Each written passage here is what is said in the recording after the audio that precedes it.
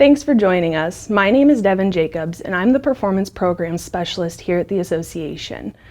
I will be joined later by Nichole Forsythe, who is a Member Services Representative as well.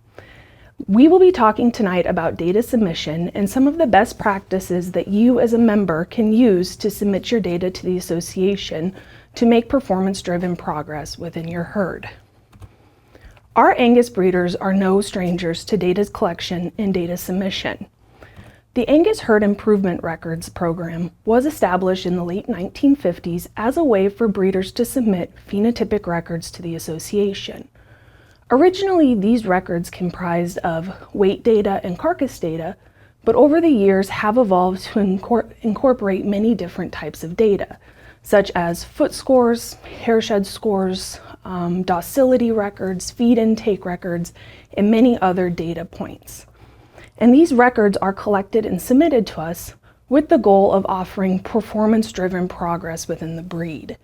So we take this data and we use it to calculate EPDs and dollar values, as well as in-herd reports through the AHIR program and the inventory reporting program. The dedication of these Angus breeders over the decades since the adoption of AHIR has resulted in the accumulation of millions of data points. This database drives our ability to make genetic change through the use of those selection tools. This database is a testament to the dedication of Angus breeders over the years. So the process of getting data from your operation to the association is straightforward. You record the data on your farm, you submit the data to us through one of our methods of data submission, and then you turn around and you use that data to make management decisions in your herd using those reports and genetic selection tools produced from the data. However, the reality of submitting data is a time commitment, but one that we hope will pay off at the end of the day. So when talking about data submission, it is very important to develop a plan for your operation. It is important to remember that every one of these plans will look a little bit different depending on the operation. And it may also take some time to figure out what works best for you and your operation. So first, the question to ask yourself is, what data do you plan to collect? There are dozens of different data points that you can submit to the association, and some of them may not be feasible for you to submit. So it's important to develop a plan on what you plan to collect and how you plan to do that. Next is, how will you record that data? If you're collecting calving data, will you use one of the Angus black books or a notebook or a different method of recording? When you're collecting chute side data, will you use a clipboard where someone will be recording with a pen and pencil? Or will you use a spreadsheet where someone will be actively typing up those records as you collect them? It is important to know how you record that data so that all of the data is recorded in a uniform way and ready to go when you plan to actually submit that data. Next is, how do you plan to submit that data? The association has several different methods of submission that you can use to submit that data to us, which we will cover throughout this later in the presentation. And then next is when you plan to submit the data. So it's very important that when you submit that data, that you try to get it to the association in a timely manner. This is important because if you don't submit the data to us, then we can't return those reports and genetic selection tools to you to make those decisions within your herd. So the sooner that you submit that data to us at the association, the sooner that you'll have that information at your fingertips to make progress within your herd. And then finally, how do you plan to follow up on the data? This includes using those different tools and resources, but also after you submit that data, following up and ensuring that the data was submitted properly and that contemporary groups were formed in accordance to how they are reflected within your herd. So next is about those methods of submission. So there are several different methods that you can choose from as a breeder to submit the data to the association. The first one is login. And then we have association spreadsheets, AIMS, third-party management software, and our traditional paper submission. We will go through a few of these different methods of submission and some of the best practices that you can use to actually get that data to us at the association. So first is Login. Login is a free online service to members and our affiliate members that all you have to do is create an account and with your membership code to gain access to that login account. So some of the features of the business that you can do on Login is registering calves, transferring animals, submitting AHIR data, ordering DNA tests, accessing reports, as well as many other different features. Most of the work that you do with the association can be done through a login account. And then finally, one of the biggest benefits of Login is the quick turnaround time for processing. As you submit that work, it comes to us at the association, and it's a very quick turnaround on all of that work to get it processed and get back and given back to you in a timely manner. You don't have to wait for the postal service or for things to be entered here at the association or anything like that. So as far as a few best practices when submitting data through Login, first is submitting complete groups. So the first thing to consider here is that as you're submitting your groups of data, all calves within that group should be reported regardless of registration status. And I know that sometimes it can be tempting to just get the data in on the calves that we're planning to register because we're in a hurry and that's just what works best right now. In reality, the best thing to do is to actually submit all of the data on all of the calves in that group. And that is because in order to properly compare those animals across that group, you need to have those animals that you intend to register as well as those that you don't intend to register. So having those commercial calves included in that group gives a better representation of how those registered calves are actually performing within that group in that environment. The next thing to consider with this on submitting those complete groups is process date. So process date is a factor in how those contemporary groups are created. So when submitting data through Login, if you submit a little bit of data today and then I go back in and I submit a little bit of data tomorrow and maybe a little bit of data the day after, that process date, since all three of those groups have different process dates, will create different contemporary groups. So, and that's not how we want that data to come in. You want to make sure that as we're submitting that data, it all comes in with one process date at one time. Now, there is one exception to this process date, and that is birth data. Birth data can be submitted on separate days as long as you're aware of how to properly do that. So on Login, as you check out of your login cart with birth data, you will be asked a question that you can see here, and it is, are these the last birth weights to submit for the calving season? Now, if I'm going through calving season and I want to submit a few birth data points now and then maybe I'll do the rest later, I can do that, but I just need to make sure that I answer this question to indicate that these are not all of the birth data points at this point, and that I will be coming back in later to submit more data. Once I answer yes on that question and that I've completed submitting all of those birth data points, then what happens is we can close that contemporary group to establish that group. So any new data points coming in for that birth data would essentially create a new contemporary group. Now, one program that the association offers that can help with submitting those complete groups is inventory reporting.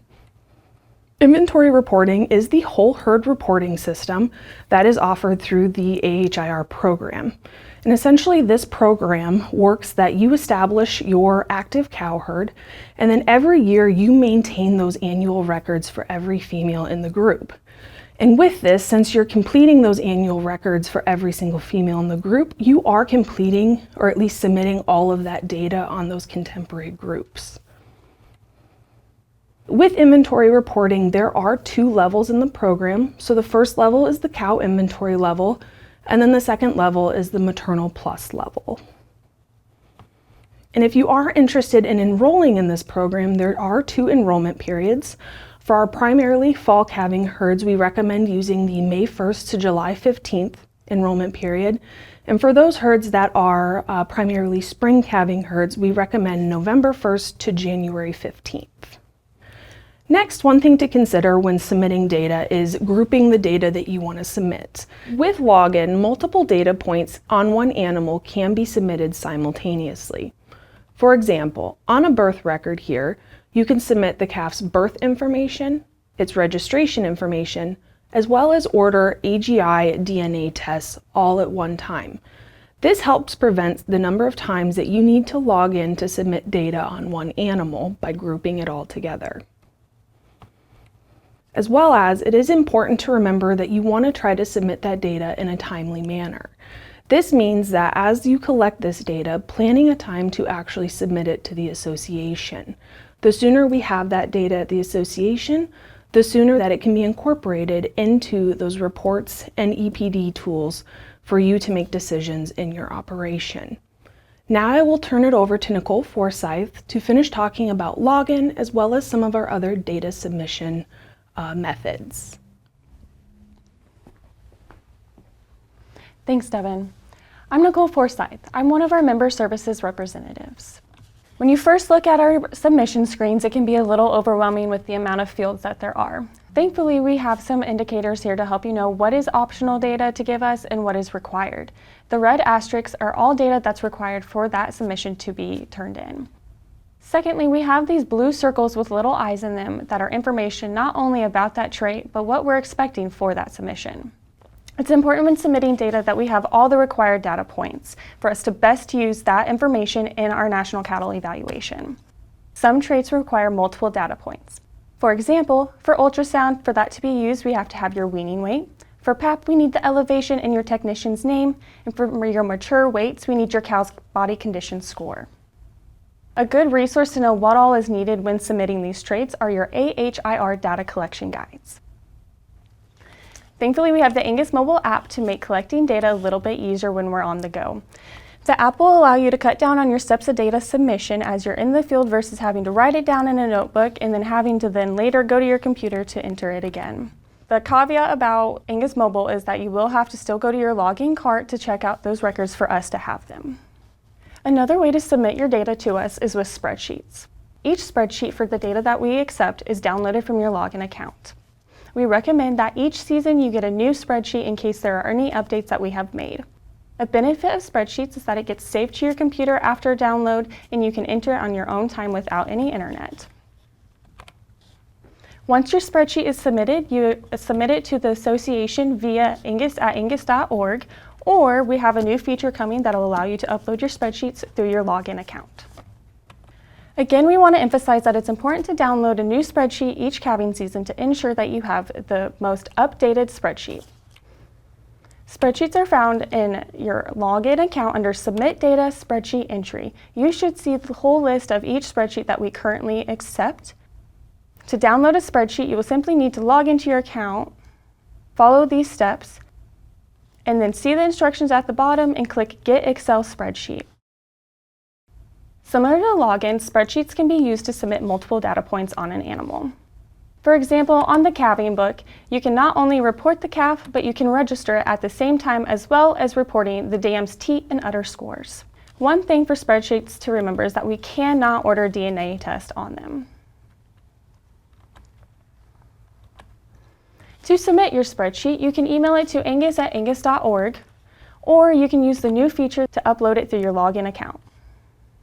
Another software program that we use to submit data is AIMS. This is a Windows-based software package that can be purchased one time from the association for the life of your membership. The benefit of AIMS is that it was created by the association for the members. You can use this to record just about anything on your operation. You'll have the ability to function offline instead of having to get into your account every time you need to submit something. The easiest submission from AIMS is going to be through the Submit Data online that takes you into your login account to provide you more validations to ensure that we are getting the correct information. You can also send them via email to aims@angus.org. After submitting data, the association can provide data files back to you to upload back into your AIMS program to stay up to date. Some of these files are automatically sent, but some do need to be requested. When using Login as an AIMS user, it is important to remember to check the box to receive a file for this information right before checkout to make sure you get that file back to import into your AIMS. There are other software programs that we are currently working with that you can use to submit your data. Data can be exported from the software sent to the association for processing. Some of these software programs are CattleMax, JIM, 701X, and could be others. Unfortunately, due to these processes being new and not from us, you will have to go to those companies to ask their specific processes on their importing and exporting. As you're going through the data submission process, we do have many resources for you. Angus University is a great resource that will have our documents for the collection guides as well as videos. In our website through Login, as you're going about submitting, there are these new tutorial videos that you can click on while you're there in the screen to help you walk through that submission. Our AHIR website is where you will find these collection guides, definitions, and much more. Lastly, our best resource is our member services team and our AGI customer service. We can be reached Monday through Friday from 8 to 4:30 p.m. Central Time, or you can use Angus at angus.org, the Login Message Center, or call us at 816-383-5100. And our member services team certainly is one of our best resources here at the association, not only for our members, but I feel like for our staff as well. Joining us here live is Nichole and Devin. Thank you both for taking the time to share some insight and break down what can certainly be a confusing set of decisions to make to even get started on what path you want to make. Absolutely. Thanks for having us. Yeah, I wanted to start actually, Devin, with you and taking it back to you talked about even before you decide how you're going to submit that data, you have to decide what data you're going to submit. And you and Esther Tarpoff have done a lot of work in order to make that easier for breeders and members to decide beyond all of the different types of data that we offer that you can collect, which ones fit into your operation. Can you talk a little bit about the reorganization on angus.org for Life of the Calf and how that kind of helps flow members through that decision process based on the life of a calf? Yeah, absolutely. So last summer, the association did launch their new website. So with that, if you visited the website anytime in the last several months, you've probably noticed that things have moved around a little bit. With that, we did reorganize the performance programs or the AHIR page. So the way that we organized that, we really wanted to lay out, okay, if I was going through this lifetime of a calf, what are the data points that we can collect at each of those life stages? Birth, weaning, yearling, beyond that. To really kind of help simplify and put those pieces together that, we can essentially stack these data collection time points. So at birth time, if you go in and look, we'll list that information on, what all do you need to collect at that birth, as far as the birth weight, the, ET recipient information, the Teat Udder score on the dam, you can record that calving E-score. Then you can move on to that weaning stage, and on there you'll find information about collecting the weaning weight, and then as well as like mature cow data. So even like our tutorial videos on, for instance, body condition scoring and foot scoring, so measuring those foot scores on those mature cows, all of that information is laid out right there. So when you're actually developing that plan of what am I going to collect and when am I going to collect it, I think that page is really useful to actually lay out that plan, as well as when you actually get to that life point of that calf. So when I go to collect my weaning information, a couple days before that, probably a good idea to just pop on that website, check it out, and, maybe give yourself a refresher on some of those tutorials that are on there, just so that way you're prepared, and it'll hopefully make that data collection process a little bit smoother. Yeah, absolutely. You guys did a ton of work. And I think one of the best parts of it, like you mentioned, at weaning, our first thought is always on the calf, right? But to realize and remember, we can take these body condition scores and other data collection on the mature cow. It's good to have that reminder and have it laid out in kind of like a calendar form. So You guys did a great job there. Nichole, this next one is for you. As you are answering the phone and talking to breeders, what is the biggest pitfall that you see a lot of breeders make, and how can they avoid that? Yeah, it's just really knowing where to go and what to do with all of your data. Um, our website has a lot of great areas to it that you can benefit from. But it's a lot of the calls are us teaching and walking through and trying to figure out why a submission isn't saving. What does that error message mean? And it's always a teaching opportunity. And can be frustrating for the breeder, but I know they appreciate the patience that you guys provide on a daily basis.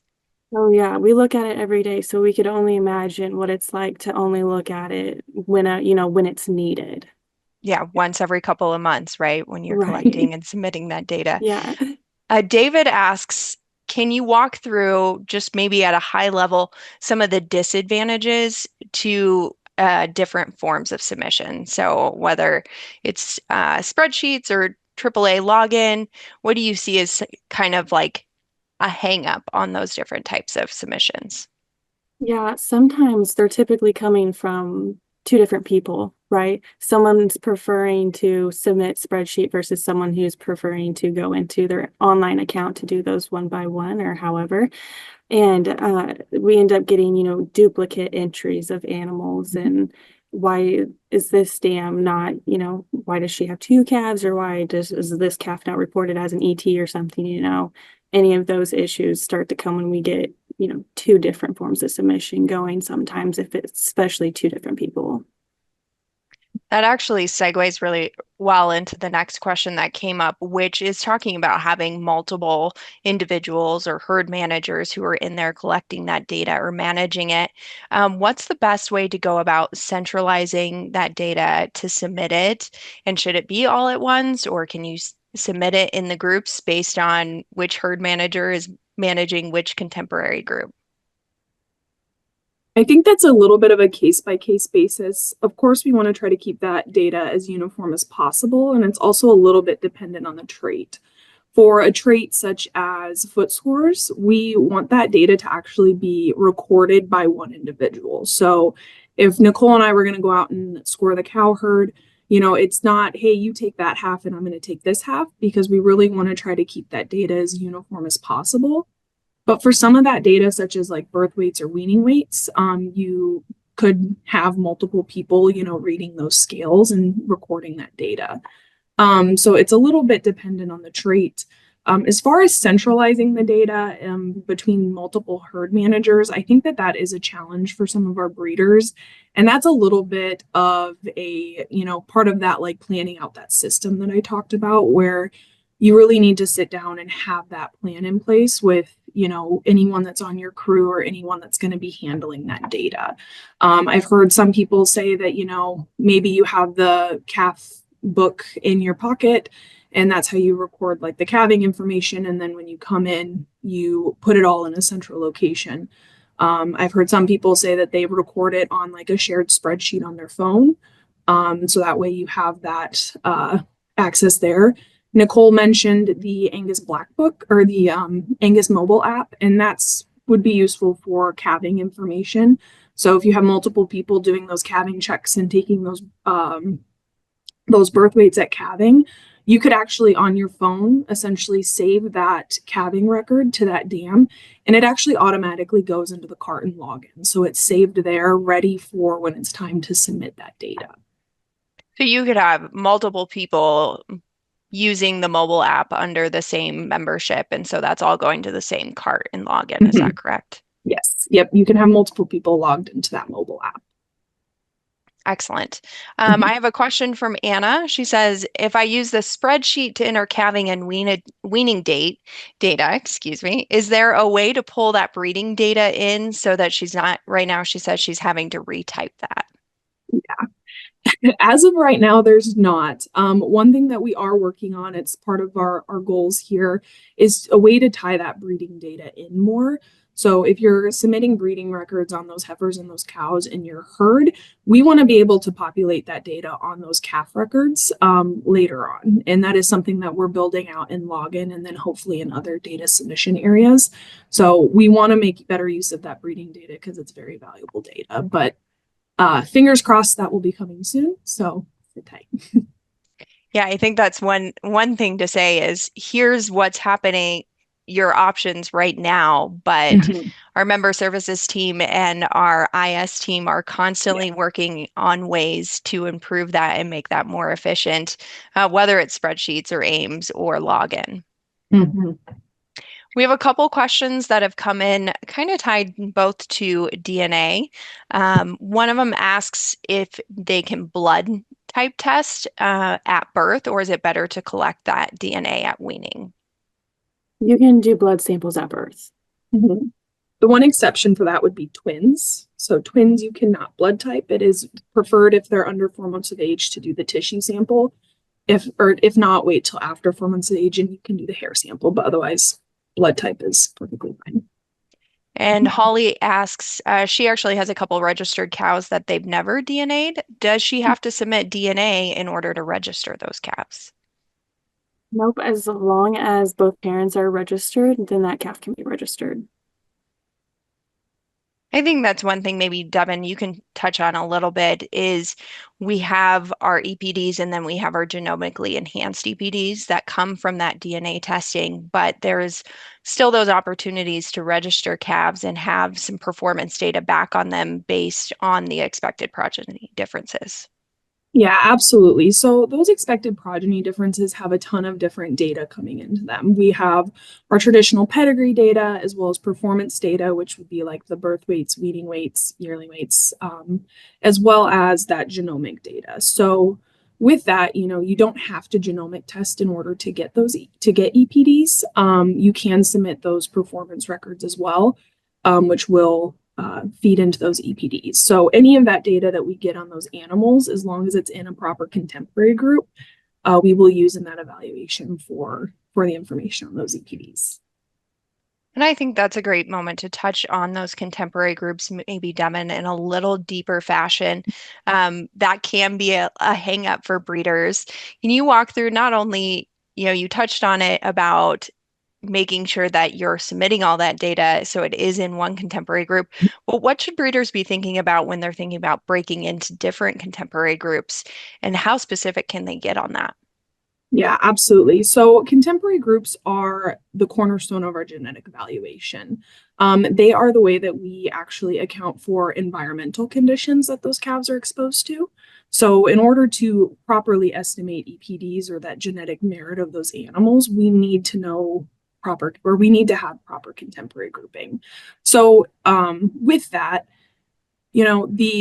for all of our data types, one way that you can split those contemporary groups is by using a group code. So if you, for example, are submitting birth data and you have your heifers, your first calf heifers and your cows in two separate pastures and they're managed differently, then that is one way that we would say, okay, those are two different environmental conditions. Let's go ahead and put maybe an A group code on the heifers and a B group code on those cows. So you can split them off that way. Or if you have animals that are fed differently, that is one way that you would want to actually split those off from each other. And so you can get specific in that way of making sure that those contemporary groups are properly reflecting what's happening on your operation. One thing that I do want to caution to members to not do is to worry about splitting up the contemporary groups completely on their own. We do have criteria that we automatically split on, such as sex, or when we're talking about birth weights, it's a 90-day birth window, ET versus a natural calf, things like that we automatically do. So I don't want members to think that they have to actually sit down and map out these contemporary groups completely on their own, but really just trying to get those groups of animals that might be managed differently split up with those group codes is most important. It's almost thinking about it. Is it a bucket where the association can see based on birth dates or ET, like you said, or is it a bucket where the association doesn't know what you're doing at home to manage those cattle. So if you need to identify, like you said, splitting the heifers Yeah, and cows, absolutely. that might be a way to remember it. Yeah. Nichole, Holly asks, does CattleMax or CowSense work so that you can submit that whole file to Angus at one time? And how does that process work? Yeah. So I'm not super familiar with CowSense, kind of new to working with them, I believe, right now. But yeah, all those third-party software programs currently are using the same spreadsheet format that we accept that you can get from your online account. That way, when you export them from CowSense, CattleMax, Jim, anything like that, all you have to do is put it in an email and send it to us. How that works on their end, it could be different. You would, contact them. But for us, as soon as we get that spreadsheet, we can process that the same day. And that's going to that Angus at angus.org. Is that correct? Correct. Yes. Yep. Is there also a tutorial for completing a spreadsheet or TSU and submitting that? I know we have a TSU sampling DNA one sheet that we can certainly share and is on the website, but do we have any walkthroughs for those spreadsheets? We don't have any video walkthroughs as of right now. The best kind of guide for that would be as you download those spreadsheets, as Nichole pointed out in the presentation, there is actually a blue instructions link right on that download page that you can click on, and it actually gives descriptions of each of those fields in that spreadsheet and what it's asking for. So that would be kind of your best indication of how to walk through that spreadsheet as of right now. And Mike is the one who answered that. Mike, I should say, you can go to angus.org and then navigate to the Angus Genetics or AGI page to find that TSU information there as well. Circling back, we do have another question on your contemporary groups, Devin. Beverly asks, is there a minimum number that has to be in that group in order to qualify as a separate group? Yes, so there is. For most traits, we need a minimum of 2. So 2 animals per contemporary group in order for that information to be used. And then some of our traits, such as like hair shed, is going to be a minimum size of 5. And the reason for that is just that we do need more than one individual in those groups to actually compare that performance to each other, right? If I have a group of 1 come in and I have the birth weight, well, it's kind of hard for me to compare how those animals are doing and have that inform that genetic estimate if we don't have other animals to compare them to. And I will say that there is an Angus University webinar recorded and on the Angus University website, as well as our AngusTV YouTube page there that kind of breaks down a lot of the details on the contemporary groups, and certainly something people can go back and reference. Nichole, say a breeder's done their best to use the tutorials to figure it out on their own, but they're at a point where they're just blocked and they're reaching out to member services. What type of information should they have in front of them when they make that phone call or include in an email or message to the team so that you have as much information as you need to efficiently help them and get them on their way? So the biggest thing is just knowing everything that you want to submit, because you can do so much on the same screen or in the same spreadsheet that we want to provide you the best service and have you do as much as you can at once. That way you're not having to do a 2-day process versus a 1 day. So just knowing what you are wanting to submit, your member code, if you happen to know it, if you're logged in, it'll be in the upper right-hand corner for you to see there. And then if anything is in suspense, file numbers. And then most importantly is your animal information. That way, if we need help trying to find something, that duplicate animal message that you're getting, that'll help us tremendously to find, that duplicate calf that is supposedly already here that you've reported. Yeah. Go ahead, Devin. To feed off that a little bit too, I think our member services team is really good about walking through that process. So, if when you make that call, if you can be sitting at your computer and kind of have your information in front of you, It seems to make that process go really smooth, that they can walk you through whether it's the spreadsheet or the login screen or whatever it might be. And they'll do that side by side with you, and they'll tell you exactly where to click and what to do and how to fix all your problems. So they're wizards on that team, and so yeah. Yeah, they are really do just kind of wave a magic wand sometimes and fix things, which is wonderful. Howard actually kind of bouncing off that asked, sometimes it takes him a couple days to get all that information inputted. He likes to do several different types of data submission at once, which you guys have recommended, but he wants to know, how long does he have as he's working through that process? Is there a timeout? Is there amount of days before it might clear and he has to start over? He wants to know if he has a window he has to stick to on that. Yeah, so your data, your cart per se, can be filled for, I believe, 60 days before you get at least one email notification from us saying, hey, you have 60 days until your cart is deleted on this date. It'll give you a specific date, and then you'll get another email at 30 days. So, and if you even respond to one of those and say, please don't delete my cart, still working, still cabbing, anything along those lines, we can keep it open and it will go past the date in that said email. So basically indefinitely, as long as you kind of communicate with the member services team, hey, I'm in progress. Right. Yeah. You let us know that you're working on it. That's all we want to know, because if you're working on it, we want that data. And so we'll keep it there. Wonderful. That's probably a relief for Howard to hear, and probably many other breeders. Devin, can you touch a little bit more on inventory reporting versus individual reporting, which also we have several questions coming in about MaternalPlus. So talking about that second tier of inventory reporting, what are the benefits of that program? And is there any difference in data submission when it comes to it? Yeah, so with inventory reporting, there are some added benefits. Overall, one thing that we talked about in the presentation was just completeness of data, of completeness of groups.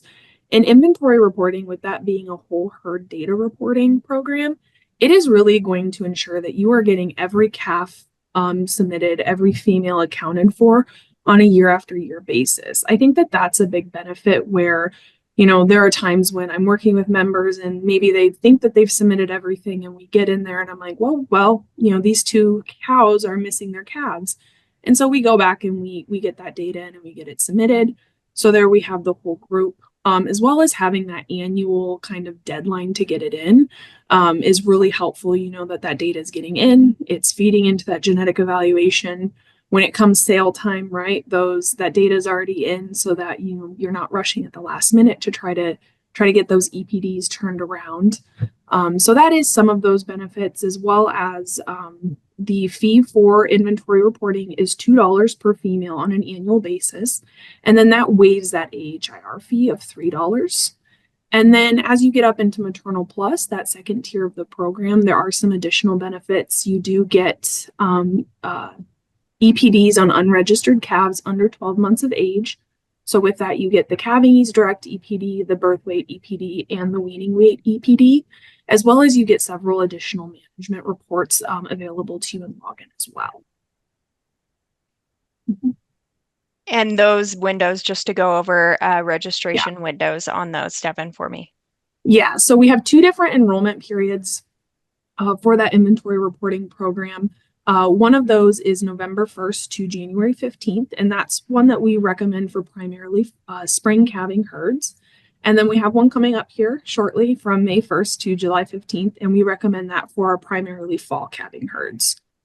For those herds that might calve in 2 seasons, we do recommend that you just pick whichever enrollment period best fits the majority of your herd. So if you're primarily spring calving herd, go with that November to January enrollment period.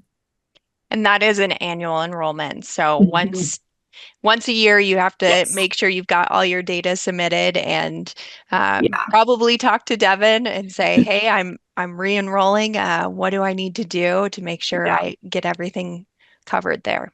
Yeah, absolutely. And with that, with the data submission process on that inventory reporting, you don't have to change the way that you submit your data. If you've got a process that you like, whether it be spreadsheet or AIMS, using login, you can continue using that process, and everything will actually essentially tie into that inventory list for your herd. But then once a year during that enrollment period, basically you would have to just go into that list and say, okay, what am I missing? Which calves still need weaning weights? Which females left the herd? Whatever it might be, that's kind of that time to tie up those loose ends. So we don't ever want anyone to reinvent the wheel if they have a process that's working for them. But this is essentially kind of taking that extra step to really just make sure that we're doing the complete whole herd data submission. And benefiting tools and resources that come back around, that functional longevity EPD that's in research and getting ready to be launched into full production EPD created through the data collected through MaternalPlus and Yeah, inventory absolutely. reporting. Deborah actually asks if she has some data, years and years of data on non-registered or commercial calves. Is that worth uploading or providing to the association? Is there a use for that? Yeah, absolutely. So it kind of depends on a case by case basis what the data is, as far as with it being commercial data, how we could use that data. So with that, I would just recommend maybe calling in and talking to either one of our member services representatives or another staff member on, essentially what the best course of action for that is, and how we can proceed forward to make use of that. The more data, the more insights, the better we Yeah. are as a breed all around. Um, circling back just a little bit on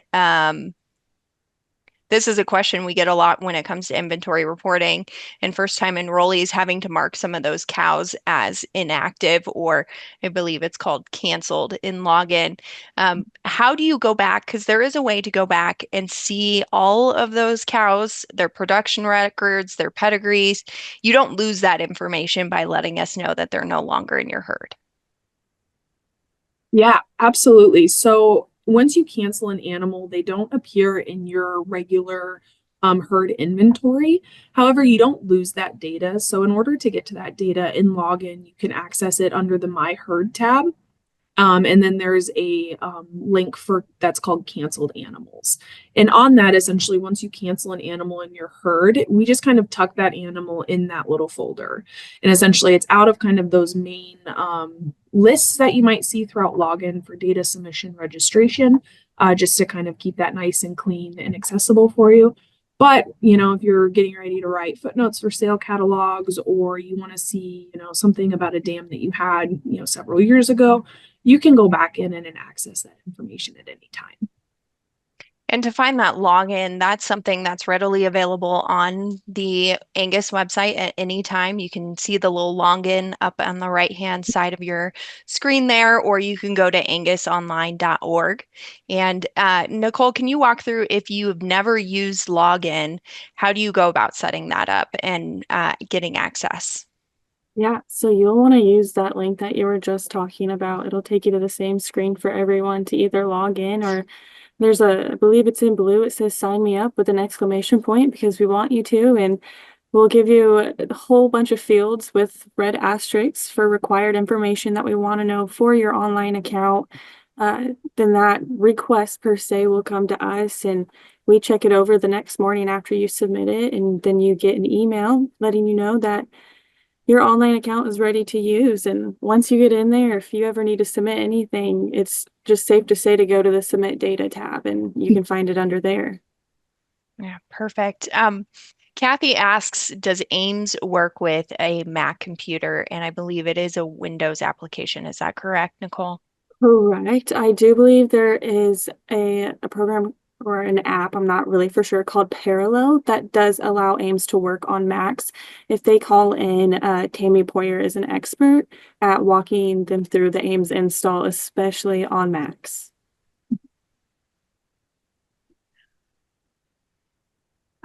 Devin, we have Actually, this one's going to be for Nichole.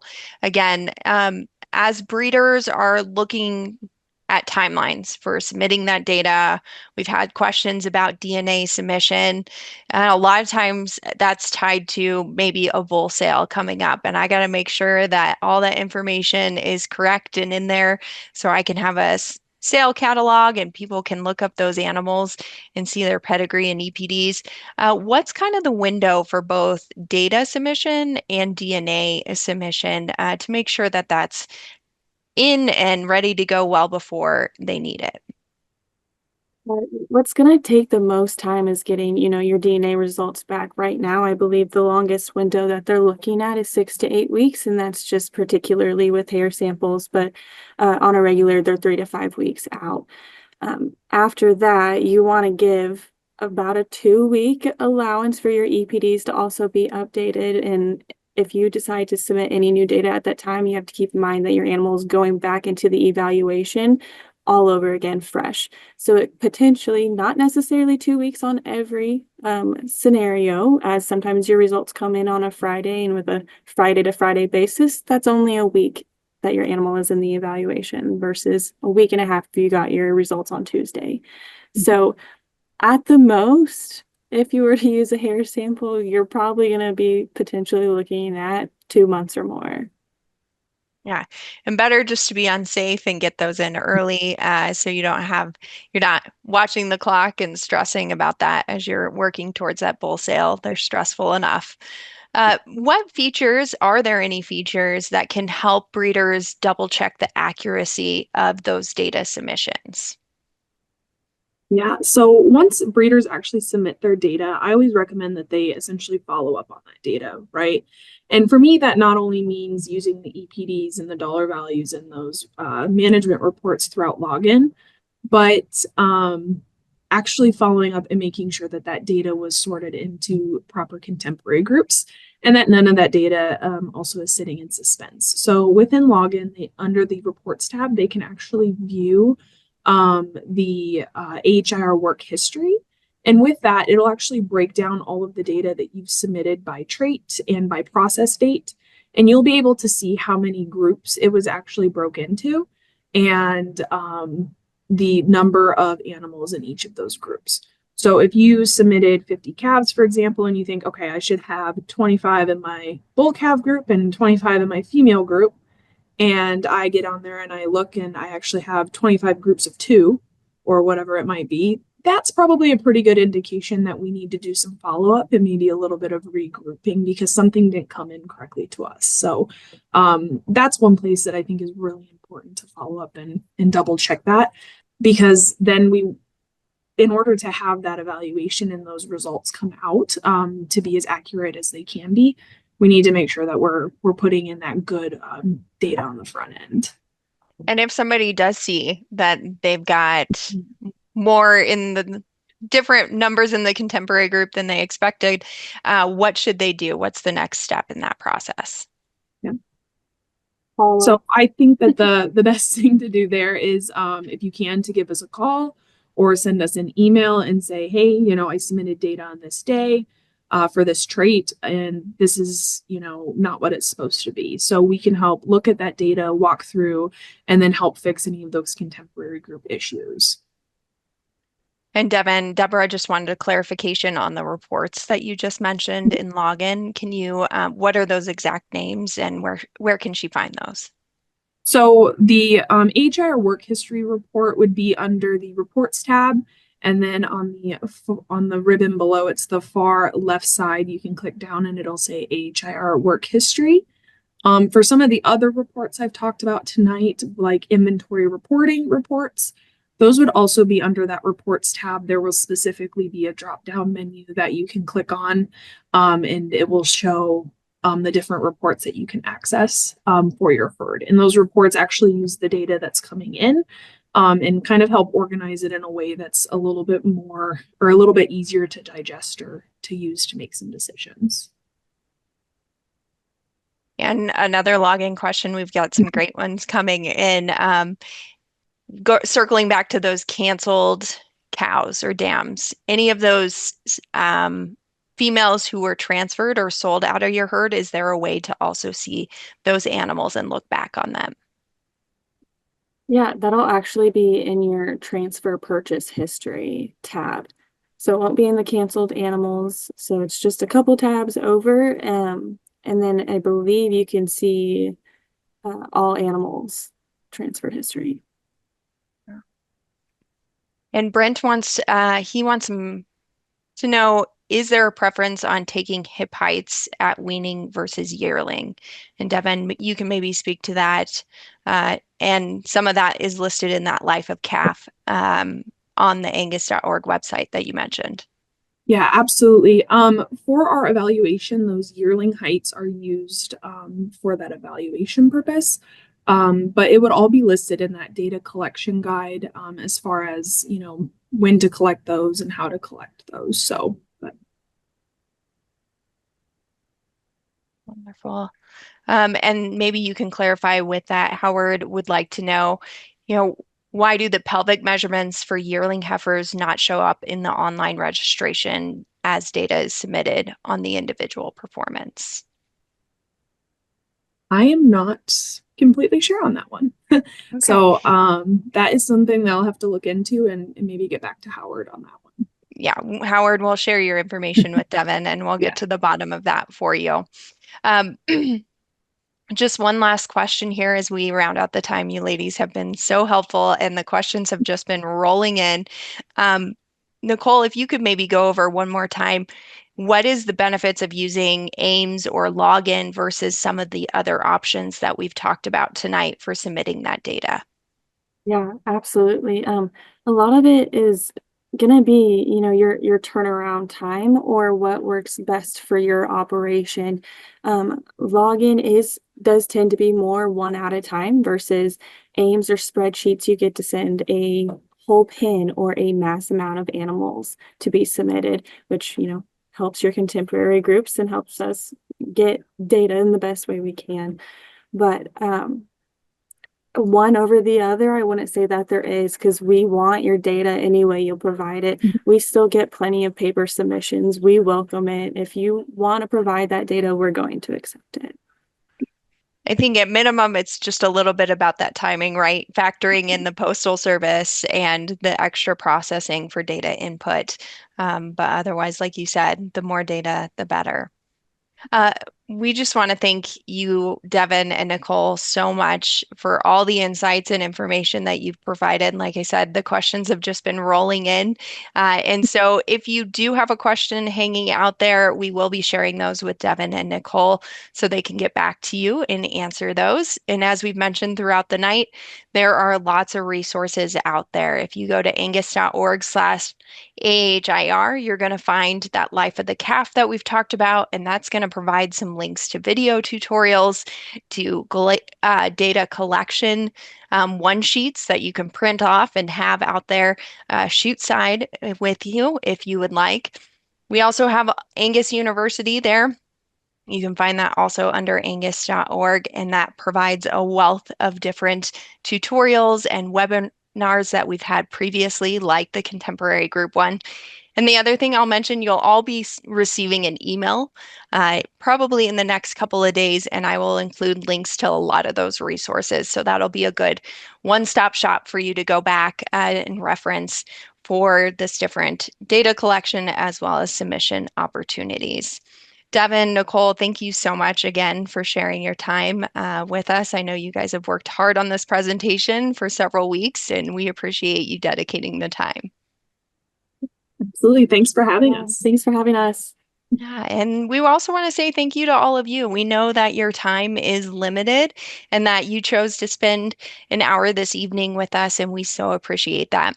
If you have just a few more minutes as this webinar closes down, you will be provided a link to a survey that'll give us some insight on how to improve our webinars, improve our Angus University series and educational, and also provide an option for you to suggest future topics. We're always willing and welcome those ideas to give you the type of resources that you're looking for. So again, thank you for joining us and have a good evening.